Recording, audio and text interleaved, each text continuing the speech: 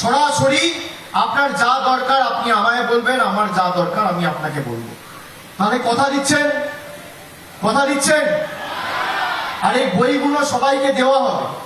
আমরা 25 তারিখ থেকে বিভিন্ন বুথে বুথে এই কর্মসূচি শুরু করব। আমি নিজে যাব, এমএলএরা যাবে, ব্লক সভাপতিরা যাবে, পঞ্চায়েত সদস্যরা যাবে, মিউনিসিপ্যালিটির chairman, vice chairman, town president সবাই যাবে।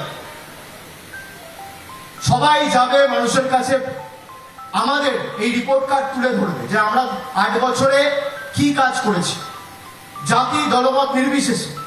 এই যে অশোকদা বলছিল চড়িয়াল ব্রিজ, দীর্ঘ 40 বছরের দাবি আমরা করে দেখিয়েছি। মমতা বন্দ্যোপাধ্যায়কে গিয়ে আমি অনুরোধ করেছি, মমতা বন্দ্যোপাধ্যায় সঙ্গে সঙ্গে ফাইন্যান্সকে বলে ফাইল ক্লিয়ার করিয়ে চড়িয়াল ব্রিজের অ্যাপ্রুভাল দিয়েছে।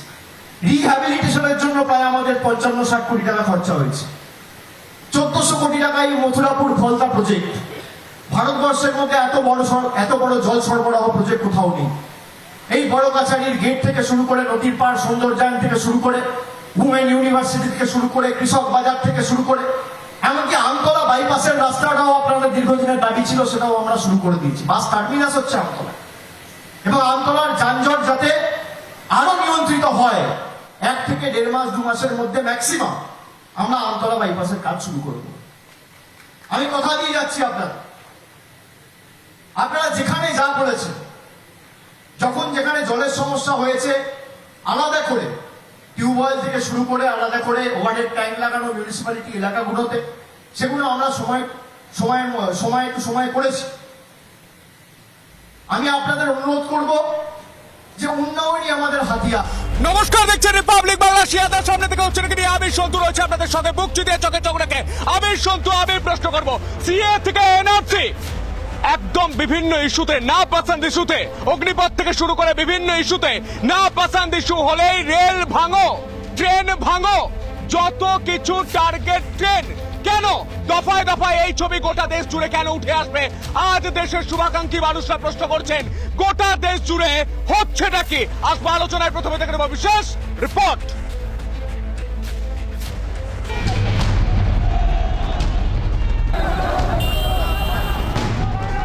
অগ্নিপথ প্রকল্পের বিরোধিতা করে দেশের বিভিন্ন প্রান্তে বিক্ষোভ। বিহার, উত্তরপ্রদেশ, হরিয়ানা, তেলেঙ্গানা সহ বিভিন্ন রাজ্য উত্তাল। একের পর এক ট্রেনে আগুন, ছোড়া হয় পাথর, বহু ট্রেন বাতিল, ভোগান্তি যাত্রীদের।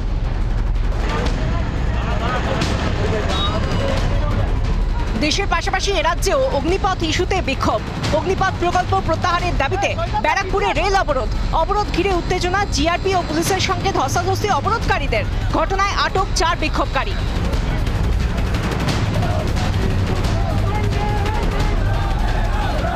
সকাল থেকে বাতিল পূর্ব রেলের একাধিক ট্রেন, বাতিল দক্ষিণ পূর্ব রেল, নর্থ ফ্রন্টিয়ার সহ একাধিক ডিভিশনের বহু ট্রেন, চরম দুর্ভোগে যাত্রীরা।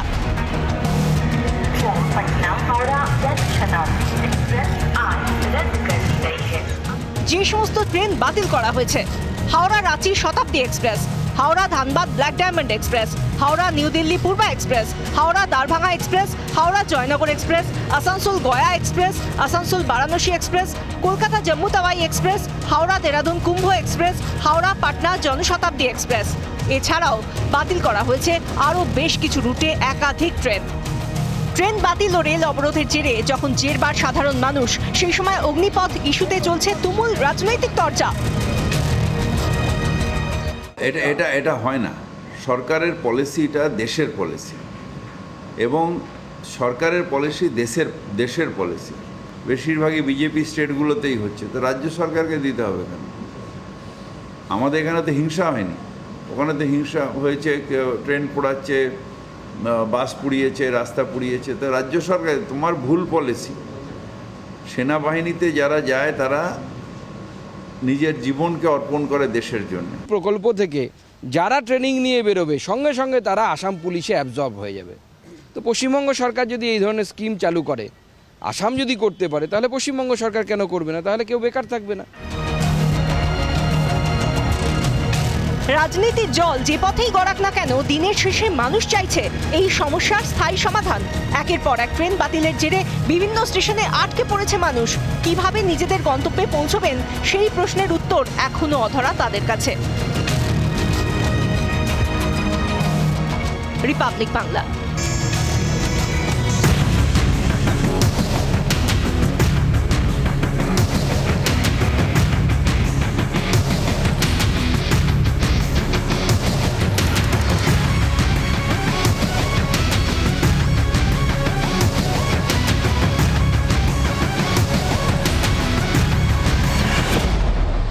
ট্রেন চলছে, ট্রেন বাতিল হচ্ছে, সিএ এনআরসি একদম অগ্নিপথ থেকে শুরু করে না পাসান ইস্যুতে আপনার পছন্দ নয় বারে আপনি নেমে গেলেন আর টার্গেট করলেন ট্রেনকে।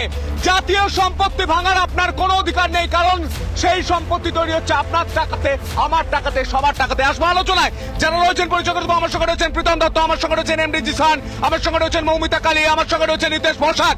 আমি শুরুতে প্রীতম দত্ত দিয়ে শুরু করি। প্রীতম দত্ত, যে দলটাকে তুমি সমর্থন করো, যে দলে তুমি পদাধিকারী, সেই দল কেন্দ্রে অগ্নি একটা স্কিম, সেই স্কিম যখন লাগু হচ্ছে, গোটা দেশে লাগু করার চিন্তা ভাবনা করা হচ্ছে, সেই জায়গায় দাঁড়িয়ে অগ্নিপথের বিরোধিতায় গোটা দেশ জ্বলছে, 10 রাজ্য এফেক্টেড, হচ্ছেটা কি? তার আগে বলবো যে ওখানে দেখো নেতাজি সুভাষচন্দ্র বোসের একটা ছবি আছে। আমাদের নেতা জননায়ক নেতাজি সুভাষচন্দ্র বোস উনি বলে গেছিলেন যে ভারতবর্ষ স্বাধীনতা হওয়ার পর সবার আগে যেটা দরকার, প্রত্যেক ইউথের ম্যান্ডেটারি 2 বছর মিলিটারি ট্রেনিং। তো আজকে দেখো ভারতবর্ষের বুকে যেহেতু আমরা ডেমোক্রেটিক কান্ট্রি, তোমরা অগ্নিবাদ করেছো। এক সেকেন্ড বলতে দে। তার আমরা যে ডেমোক্রেটিক কান্ট্রি, আমরা কাউকে জোর করতে পারি না, কিন্তু আমরা একটা প্রভিশন নিয়ে আসছি যে যারা ইচ্ছুক তারা যেন সেরকম 43,000 লোকজন তারা যেন আজকে আর্মি ট্রেনিং নিতে পারে, এবং তার থেকে 25% আমরা অ্যাবজর্ব করবো, এবং যারা তারপরে যারা বেরোবে তাদের জন্য ইন্স্যুরেন্স থেকে শুরু। কিন্তু সব ক্ষেত্রে টার্গেট কেন ট্রেন? এক সেকেন্ড, টার্গেট কেন ট্রেন সেটা একবার তারা বলতে হবে। আমি শুধু এইটুকু বলছি, যারা দেশের জন্য, দেশের সুরক্ষার চাকরির জন্য আজকাল আন্দোলন করছে, তারা কিভাবে দেশের সম্পত্তি নষ্ট করে, তারা কিন্তু আন্দোলনই করে না, তারা উপদ্রবকারী। এই প্রশ্ন নেই জিসানের কাছে। শুনুন, প্রথমে বলে দিই, এই যে যেইভাবে পাবলিক প্রপার্টি ভ্যান্ডালাইজ করা হচ্ছে, এটা আমরা কেউ সমর্থন করতে পারি না as a citizen of India, law abiding citizen. কিন্তু কেন এই পর্যায়ে পৌঁছেছে, আমি বলেছি কেন এই পর্যায়ে পৌঁছেছে, এটা তো আগে জানতে হবে। সিএনআরসি থেকে আমরা দেখছি যে কোনো আন্দোলনে মানুষ এইভাবে কেন, আমরা কেন ছাত্র কেন টার্গেট ট্রেন হবে, কেন টার্গেট বলে দিচ্ছি কেন। সম্পত্তি আমার সম্পত্তি। কেন্দ্র সরকার কানে যদি শুনতে না পারে, কেন্দ্র সরকার অমানবিক হয়ে কেন 700-র উপর সমস্যায় তো সাধারণ। 1 বছর ধরে কৃষকরা বসেছিল, কোথায় ছিল কেন্দ্র সরকার? কেন তারা কথা বলতে চায় না? আজ এই স্কিম চলবে না গণতান্ত্রিক সমাজে। আমি কথা বলবো, আজকে বলছে 4 বছরের কন্ট্রাক্ট, তাদের ভবিষ্যৎ কথা। আপনি একটা কথা বলেন, একটা ছাত্র ছোটবেলা থেকে স্বপ্ন দেখে যে আমি দেশকে সুরক্ষা করব, আর্মি জয়েন করব 4 বছরের জন্য। তুমি একটা কথা বলো জিসান, আমি একটা কথা বলো, এক মিনিট, একটা ছোট প্রশ্ন জিসান, একটা ছোট্ট প্রশ্ন। আমরা গান্ধী মূর্তি থেকে শুরু করে শহীদ মিনার, অজস্র পরীক্ষার্থী 442 দিন 64 দিনের বেশি আন্দোলন করছে, বিক্ষোভ করছে, তারা তো কই রাস্তায় নেমে বিক্ষোভ এইভাবে সবকিছু জ্বালিয়ে দিচ্ছে না। যারা সেনাবাহিনীতে জয়েন করবে, যারা দেশের জন্য নিজের জীবনকে বাজি রাখবে, তারা দেশের সম্পত্তি পোড়াবে, কি ছবি দেখবো আমরা? বলতে দিন, দেখুন সমস্যায় তো মানুষ, ট্রেন বাতিল হচ্ছে। পাবলিক প্রপার্টি ভ্যান্ডালাইজেশন আমরা সমর্থন করছি না। তাহলে এই পর্যায়ে কেন পৌঁছে সেটা কেন্দ্র সরকার জবাব দেবে। সেন্ট্রাল গভর্নমেন্ট হলো আজকে দেখো তুমি এই 4 বছরের জন্য একজনকে একটা ট্রেনিং দেওয়া হচ্ছে, এবং তাদেরকে 25% অ্যাবজর্ব করা হবে, এবং তারপর Assam government, UP government, Haryana government already বলেছে 10% অলরেডি পুলিশে তাদেরকে নেবে।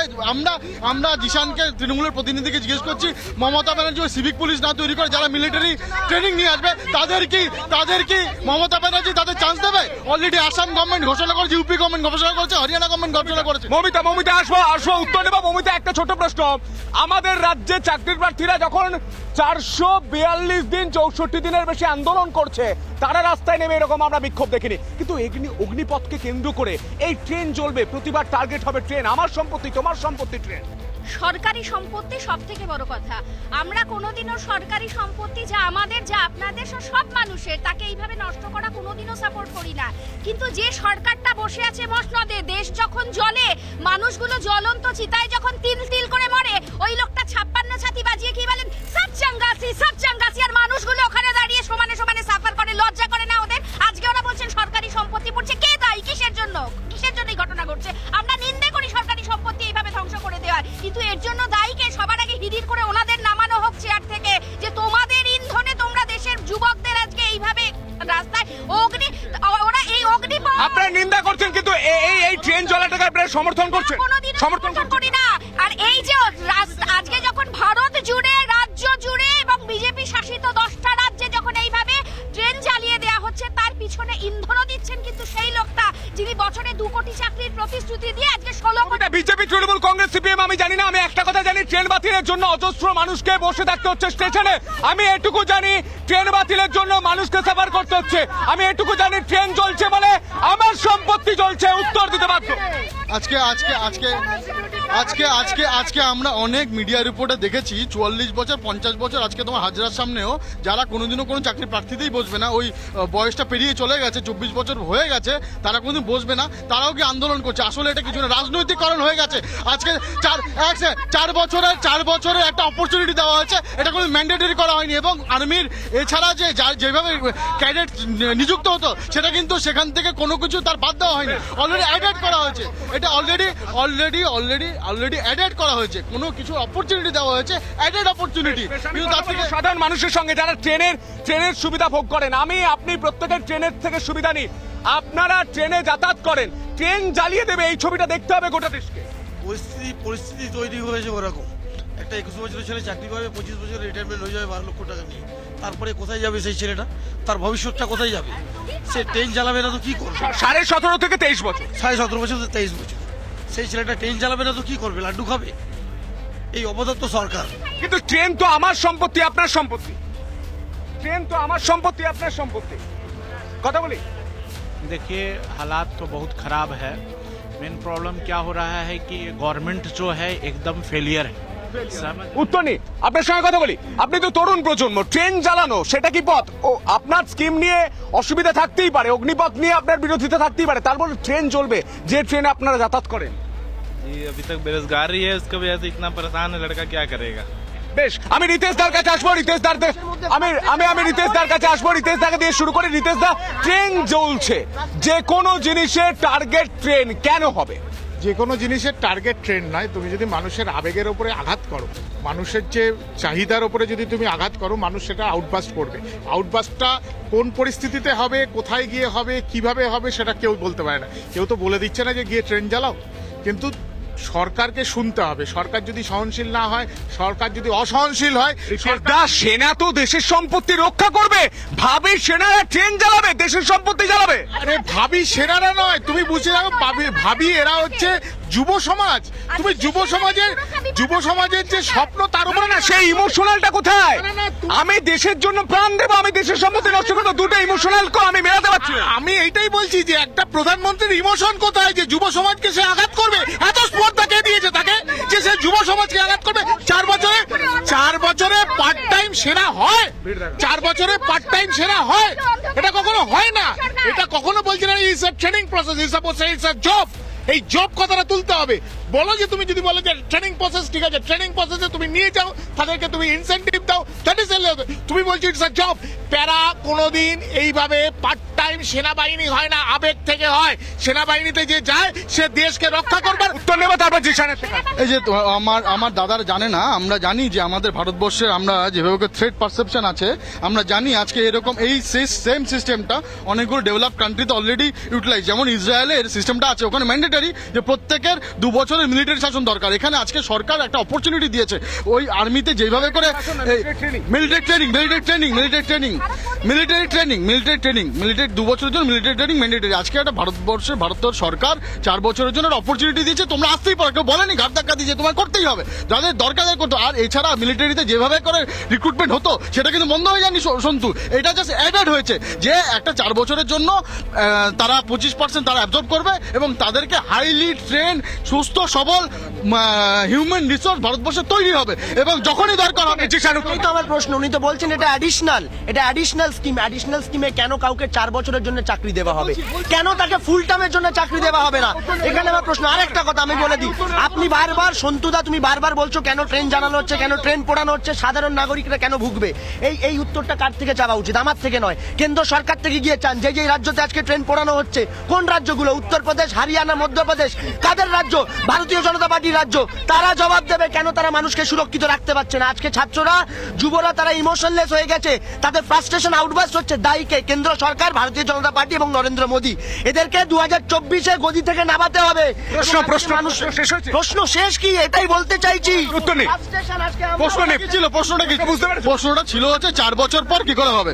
4 বছর পর 4 বছর, এই যে 4 বছরে একটা ভোকেশনাল ট্রেনিং এর শর্ট অফ করা হয়েছে এটা, এবং তাদেরকে AICTE অ্যাপ্রুভ একটা সার্টিফিকেট দেওয়া হবে, 25% অ্যাবজর্ব হবে, ওরা বেরিয়ে যাবে। টিশনের প্রশ্নটা 4 বছর পর কোথায় যাবে? এক সেকেন্ড, 4 বছর পর প্রত্যেকে এলিজিবিলিটি হচ্ছে প্রত্যেকটা স্টেট গভর্নমেন্টের পুলিশের চাকরি পাওয়া। সেটা কি আজকে মমতা ব্যানার্জি ঘোষণা করছে? এখানে পুলিশ ট্রেনিং আর আর্মি ট্রেনিং কি এক? আর ওদের জায়গা খুলে দিচ্ছে।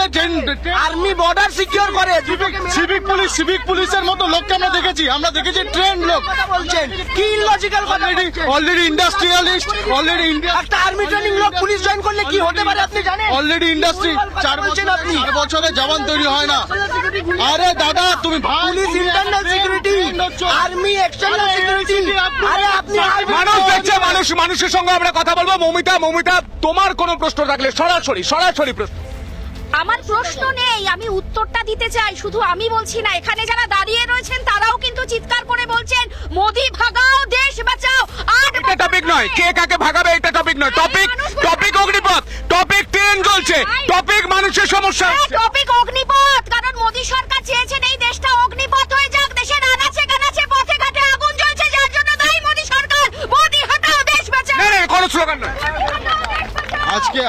আজকে এই যে যেই একদম সেম যেই পলিটিসাইজেশনটা উনি করলেন, যখন রাহুল গান্ধী দৌড়ে পালাচ্ছেন ইডির থেকে, যখন পালাচ্ছেন রাহুল গান্ধী পালায় না, কারণ রাহুল গান্ধী কংগ্রেসের সেনা, রাহুল গান্ধী গান্ধী সেনা, তোমাদের মতো বীর সাভারকারের লোক। গান্ধী সেনা না, ফিরোজ খানের নাতি, ফিরোজ খানের না, ওই টপিকে যাবো না। টপিক আমি টপিক ছাড়া আলোচনা করবো না। রিতেশ দা, আমার বক্তব্য হচ্ছে যে সরকারকে অবিলম্বে এটাকে জব জায়গাটাকে বন্ধ করতে হবে। এইখানে এটা কখনো 4 বছরে কোনো পার্ট টাইম জব হতে পারে না। 4 বছরে পার্ট টাইম জব কোথাও জায়গা দাঁড়াতে পারে না। মানে এটা কেন্দ্র সরকারকে, রাষ্ট্রকে বলতে হবে যে সেনাতে যে যাবে তার ট্রেনিং, ঠিক আছে, ট্রেনিং হবে, ট্রেনিং হলে ইনসেনটিভ দেবে, ট্রেনিং হলে সে যুক্ত। কিন্তু সেটা নিয়ে প্রশ্ন নয়। আপনার বিরোধিতা থাকতেই পারে, কিন্তু বিরোধিতা করা, বিক্ষোভ করার একটা রাস্তা রয়েছে, আপনার মৌলিক অধিকার। বিরোধিতা বিক্ষোভ নিয়ে কোনো প্রশ্ন নয়, কিন্তু ধরন নিয়ে প্রশ্ন। যেভাবে সংগঠিত হচ্ছে, রাজনৈতিক ভাবে যেভাবে সংগঠিত হচ্ছে, বিজেপির প্রশ্ন, সাধারণ মানুষ অনেক প্রশ্ন করছেন, শুভাকাঙ্ক্ষীরা প্রশ্ন করছেন যে যেভাবে সংগঠিত হচ্ছে, আপনি বলতে পারেন পলিটিক্যাল ইনফ্লুয়েন্স নেই। না, পলিটিক্যাল ইনফ্লুয়েন্স হলে তো এরকম ভাবে হবে না। তোমার হচ্ছে যে তুমি ভাবো তো পেট্রোল ডিজেলের দাম বেড়েছিল, পথে ঘাটে তো পলিটিক্যাল ইনফ্লুয়েন্সে মিছিল বেরিয়েছে, তখন কি এরকম ভাবে কেউ কি প্রতিবাদ করেছে? প্রতিবাদটা হচ্ছে যখন সার্বিক যুব সমাজের উপরে যখন আঘাত আসছে, যুব সমাজ তখন রুখে দাঁড়াবে। যুব সমাজের ঠুনকো নয়। না না, কোয়েশ্চেনটা চিৎকার করার বিষয় না। আপনারা সবসময় টপিক ঘুরিয়ে দেন।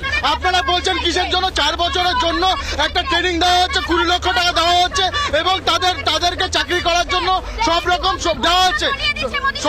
সরকারি প্রত্যেকটা জায়গায় এই সুযোগ দেওয়া হচ্ছে, আর ওরা চিৎকার করে যাচ্ছেন, মানুষকে বিপদে পরিণত করছেন। এরা এইভাবে দেশ ভাগ করেছিল। কে বিভ্রান্ত করছে আমি বুঝতে পারছি না। আমি বিভ্রান্ত হয়ে যাচ্ছি, আমি বুঝতে পারছি না। এই পলিটিশিয়ানগুলো জীবনে আরে সরকারকে আমরা ধন্যবাদ করি।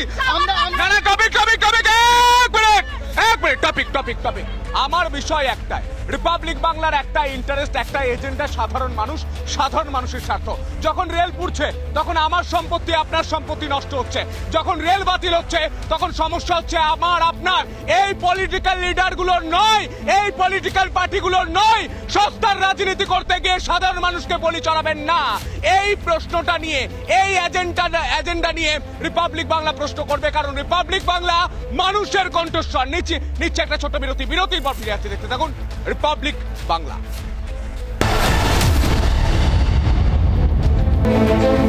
Nation first, no compromise. দেশের আগে কোনো কিছুই নয়, দেশের স্বার্থে কোনো আপোষ নয়। আমি শুরু করব একদম প্রশ্নোত্তর পর্ব।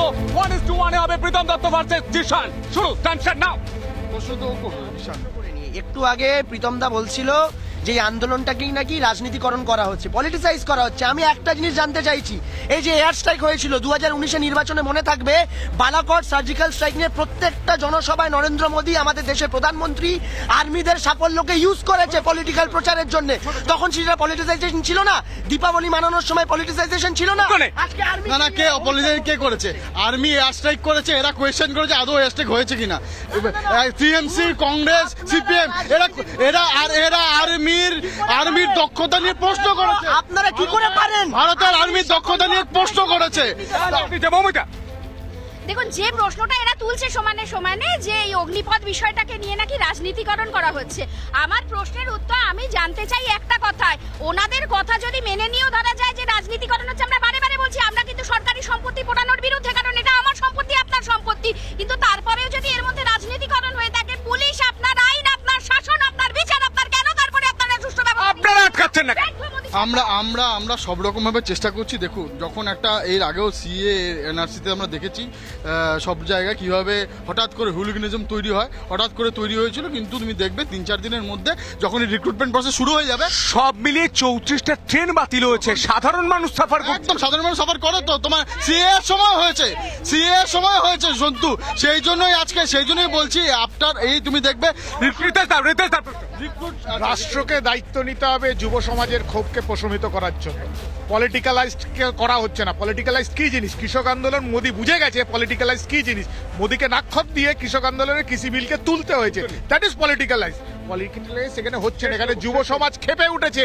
যুব সমাজের যদি ক্ষেপে যায় মোদির ক্ষমতা থেকে তুমি দেখবে আর কালকে পরশুর মধ্যে রিক্রুটমেন্ট প্রসেস শুরু হবে, যা তুমি দেখেছো তার থেকে লক্ষ লক্ষ লোক দেখবে আর্মিতে জয়েন করার জন্য, ভারতের এই পতাকাকে স্যালুট জানানোর জন্য সবাই দৌড়ে যাবে আর্মিতে জয়েন করার জন্য। ওই তারা ট্রেন বাস যারা পোড়ায় তারা থেকে তর্ক বিতর্ক চলবে, কিন্তু আমি এখান থেকেই শেষ করতে হচ্ছে, কারণ সাধারণ মানুষ সমস্যায় পড়েছেন এবং তাদের উপরে কেউ নয়, কারণ সর্বোপরি নেশন ফার্স্ট, সাধারণ মানুষের কাঁধে কাঁধ মিলিয়ে প্রশ্নটা করলাম বুক চিতিয়ে চোখে চোখ রেখে। আজ এখানেই শেষ করছি। সমস্ত গুরুত্বপূর্ণ খবরের জন্য আপনার নজর থাকুক শুধুমাত্র রিপাবলিক বাংলায়।